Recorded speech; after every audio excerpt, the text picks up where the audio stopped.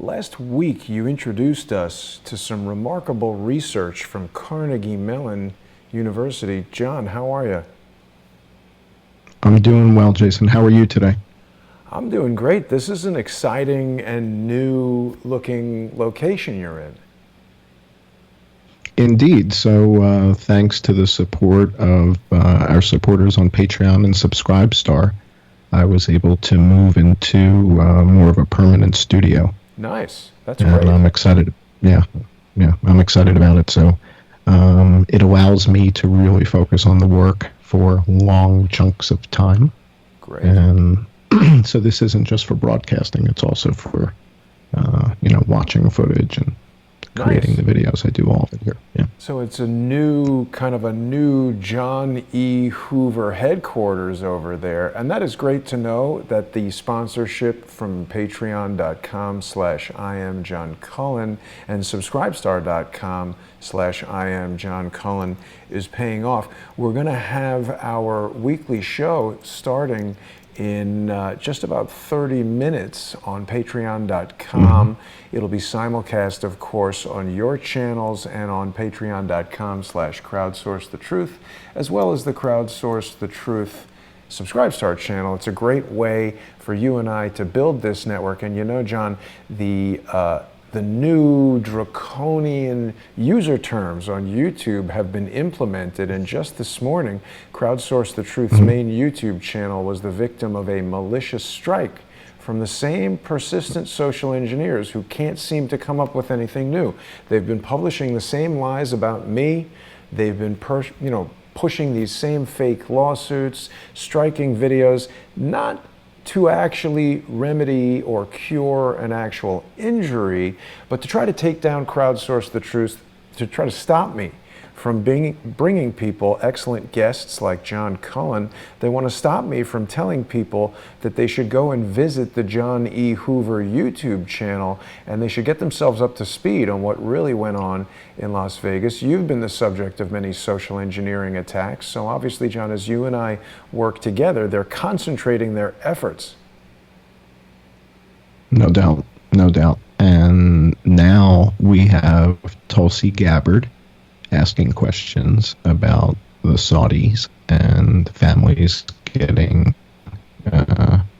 retribution or justice or some sort of monetary recompensance from the Saudis. So Tulsi Gabbard's been talking about that.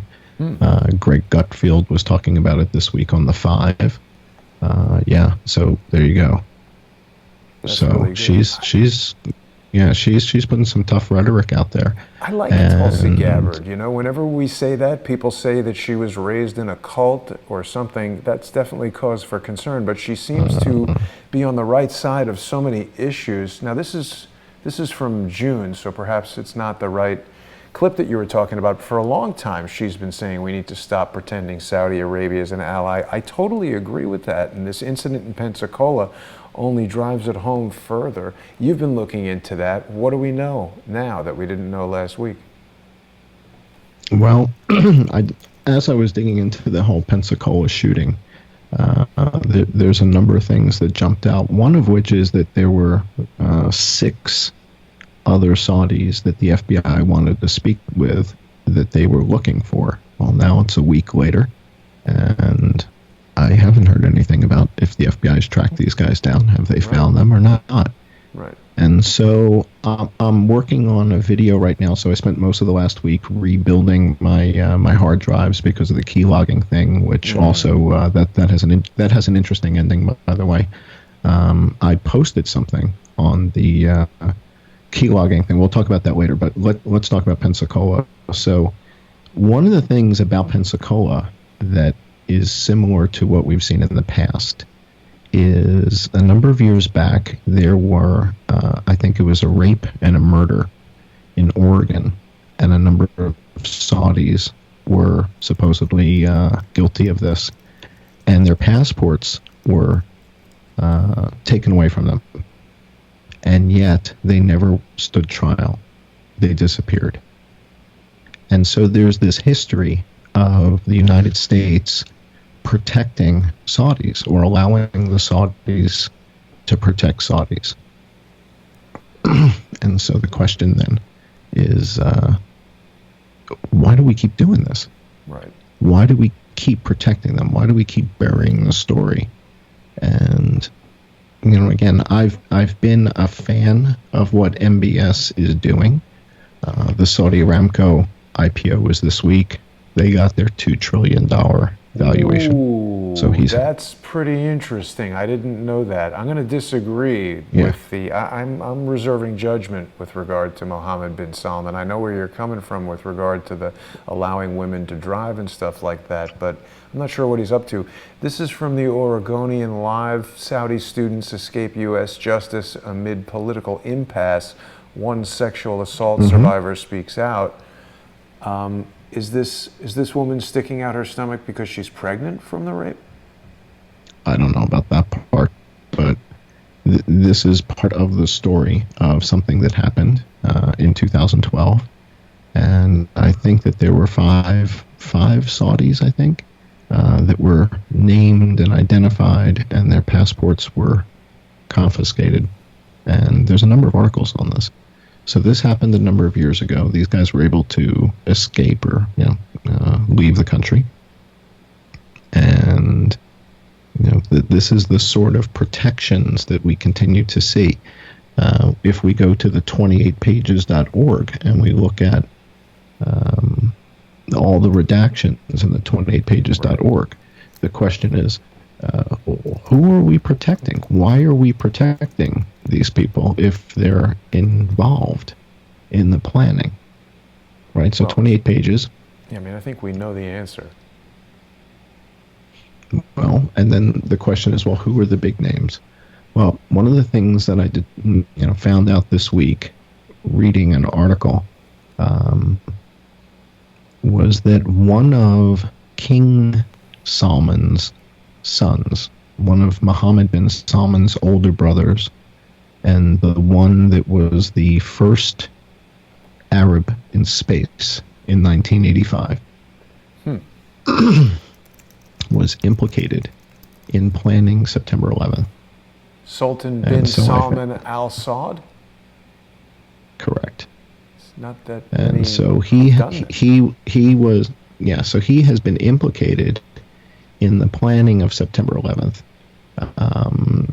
through a whole series of connections. I'm putting a video together on this. But this makes things more complicated. Why? Right, so now, well, because King Salman has, I think, 13 sons, I believe, and some of them might be radical, and some of them might be progressive. Right, so if Mohammed now, and the other thing is Mohammed bin Salman is not the oldest of his sons by any stretch of the imagination. This guy was in space before Mohammed bin Salman was born. Oh, that's true. Wow. Okay. Right. So this is his brother, technically, his half-brother or something, right? Yeah, I think half-brother with a different mom, yeah. Let me ask you this, John. I don't know if you know the answer to this. Yeah. I'm sorry to interrupt you, but there is something to the naming convention, like Sultan bin Salman Al Saud. The bin and the Correct. al. I previously had thought that, like, bin, like this was like a masculine, feminine thing. What does this mean, bin and al? It's got this to do is with the hierarchy. Yeah. This is the hierarchy. So King Salman is Salman bin Saud, and Sultan is Sultan bin Salman from Saud. So this is the hierarchy, meaning his name is Sultan, his father is Salman, and Salman's father is Saud, the original Ibn Saud. Got it. So King Salman right now is the son of the founder of Saudi Arabia, one of the sons, and Sultan bin Salman is his son. Al Saud means he's a Saud, right? Mm-hmm. So he was on the space shuttle in 1985, and that's 35 years ago. That's about the same time that MBS was born. This guy was flying in the space shuttle, and yet MBS is going to be the next king of England. Did you ever see the movie Syriana? I did. Talking about brothers who wants to be king. Yeah. And is the oldest brother really going to be king or not, and all that kind of thing. So this is kind of, if this brother is in fact somehow connected to the September 11th planning, it makes the conversations between Trump and King Salman all that more complex. Right? Because now, who under your roof can we trust and who can't we trust? Right? Can I trust MBS? I guess I have to. Can I trust KBS? I guess I have to. But as soon as the circle starts getting a whole lot deeper than those three,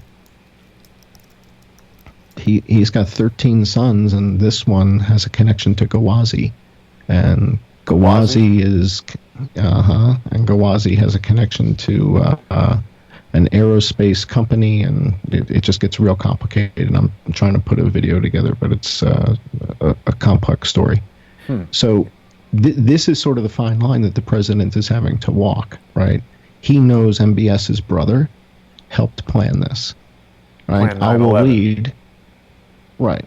I will lead is outwardly, vocally against Trump, and yet is the biggest shareholder of Citigroup. May still be, I don't know. Same with Twitter, and one of the largest shareholders in Apple. Wow. And 45% owner of Four Seasons. Right. Good. Now, he used to be on CNBC. He used to appear with Maria Bartiromo all the time. And we just haven't seen. Yeah, we just haven't seen a whole lot of him. He used to be on TV constantly. She's on Fox, Bartiromo. She used to be on. Now CNBC? she is. Yeah. Yeah. I don't recall. Right. Possibly. Right.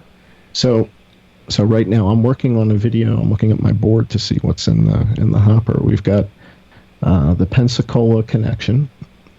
We've got the connection with Aaron Ford, who is the Attorney General in Nevada and impeaching Sheriff Joe. Right. We got to. So I'm working on that. I'm working on that video. The Carnegie Mellon video, which is going to be a video that supports what we're going to cover today for our patrons at 6:30. And I'm putting a video together of all this content that we're going to show everybody sort of before the video comes out. Right. I'm also working on a video. We may want to cover this next week in the show. I'm working on a video to show on the anniversary of the shooting. Alex Jones put together a video and used a ton of my content without crediting me or the channel.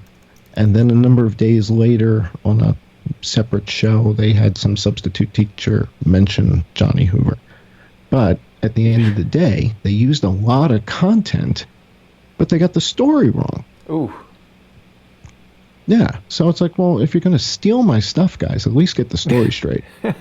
Right? So one of the things I'm working on now is taking their video from October 1st, that is all my material that they stole. Right. I want to step through the video and explain kind of which set the aspect. record straight, kind of thing. Yeah, because their story is just totally off the wall. So again, if you're going to steal my stuff, at least get it right. So yeah.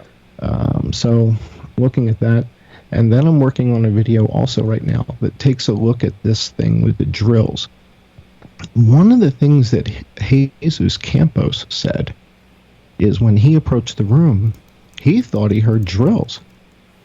Oh, drills like bzzz, like drill bits. Yeah. I thought you meant like he said he emergency exercises or something. No, he thought he heard drilling. And that's what he said on Ellen. How credible of a witness Jesus Campos is. Don't worry, that doesn't matter. What matters is that it's corroborated by David Newton on 60 Minutes. Oh, wow. So David Newton, the canine officer from 60 Minutes, says there were drills. There were a lot of drills. So Jesus Campos says he thinks he hears drilling. David Newton mentions that he sees a lot of drills. In the FIT report, we see a drill with a drill bit that is a hole cutter. It's a 1-inch hole cutter bit. Yeah. Which means somebody, and it was used But we don't And see so where the there's a question is, hole that's been drilled into anything, do we? right, that's the key. The key is there's no mention of any holes, and there's no mention of, and that's the interview where he mentions the drills. And so the question is, well, what was being drilled and why was there no mention of that which was drilled, and why were there so many drills? And it appears that drilling was happening as Jesus Campos approached the room. He wasn't hallucinating auditorially. He said he heard drilling, and Newton says he sees 3 drills in the room. Drills, a lot of drills. And right, so what's going on? What's being drilled? Why is there drilling happening? And why is this not discussed in the FIT report? Yeah. Well, you know, John, we're just about out of time for this YouTube preview here that we are putting out to let everybody know about John Cullen's Las Vegas investigation. This is the new sponsor exclusive show that's going to be starting at 6:30 p.m. Eastern. We're on every Friday on patreon.com/IamJohnCullen and patreon.com/crowdsource the truth. People can also search for those channels on Subscribestar if they choose to not use Patreon. And of course, people can go back into the archives of the John Cullen investigation by going over to YouTube, as long as we remain on there. And people can subscribe to the John E. Hoover YouTube channel. John's got a ton of videos on there, and it's useful background for sure. But we're going to do a deep dive into this and more in just about 15 minutes when we get underway on Patreon and Subscribestar. Anything quickly, John, that you want to share before we go over there? Well, all of the research that's on the YouTube channel, that's not monetized because I use a lot of copyrighted content. Right. So because of that, I don't monetize the channel at all. So the only support that I get is from the Patreon supporters and the Subscribestar supporters, and basically, I just put all the money back into the research, and the next threshold is being able to file a couple of Freedom of Information Act requests for certain, because now that the cases are closed, there's no reason not to release this information. Right? The FBI closed the case and the LVMPD. Right? But I think a FOIA request is $500. So. That's sort of the next hurdle is, using. So it seems like freedom of information is not free, huh? Well, of course not. This is America. Well, very good, John. All right. Well, we'll be back in just a bit. And I definitely want to thank the Patreon and Subscribestar sponsors. In addition to not being monetized on YouTube, I think December 10th, we may look back on someday as the moment that YouTube came out and told us flat out that if they don't like what you're doing, they're going to take your channel down. So if you like what John and I are doing, and if you enjoy watching Crowdsource the Truth, it's very important that you become a sponsor. We hope to see everybody over there at 6:30 on Patreon and Subscribestar. Thanks for watching, everybody.